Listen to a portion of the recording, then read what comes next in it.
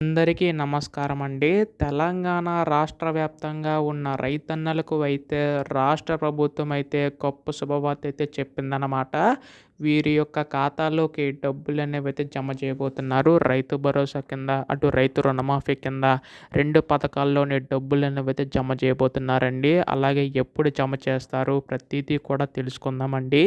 ఈ వీడియోనైతే ఎక్కడ కూడా ఆపకుండా చివరి వరకు అయితే చూడండి.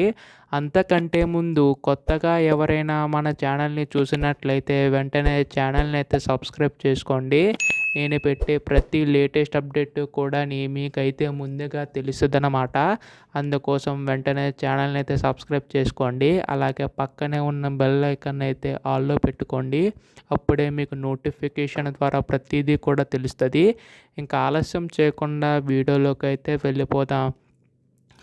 తెలంగాణ రాష్ట్ర వ్యాప్తంగా ఉన్న రైతన్నలకు అయితే రైతు రుణమాఫీ సంబంధించి అయితే అప్డేట్ అయితే ఇచ్చారండి.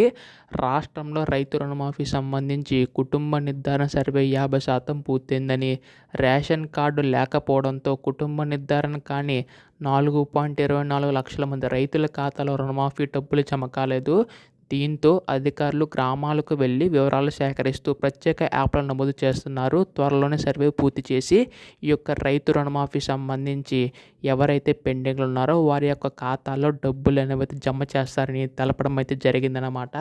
అది రైతు భరోసా సంబంధించి కూడా మంత్రి గారు అయితే స్పందించారనమాట. సో రైతు భరోసా సంబంధించి కూడా ఎకరానికి 7,500 రూపాయల చొప్పున అయితే రైతుల ఖాతాల్లోకి అయితే జమ చేయనున్నారు. మొత్తంగా మనకి 15,000 రూపాయలని 7,500 ఒకసారి, 7,500 ఒకసారి ఎకరానికి గాను మనకైతే జమ చేయనున్నారు. ముందుగా ఏంటంటే 5 ఎకరాలకు గాను అని అనుకున్నారు. కాకపోతే ఇక్కడ ఏంటంటే రైతుల విజ్ఞప్తి మేరకు 10 ఎకరాల వరకు పొడిగించి ఎకరానికి 7,500 రూపాయల చొప్పున అయితే ప్రతి రైతు ఖాతాలో అయితే జమ చేయనున్నారండి.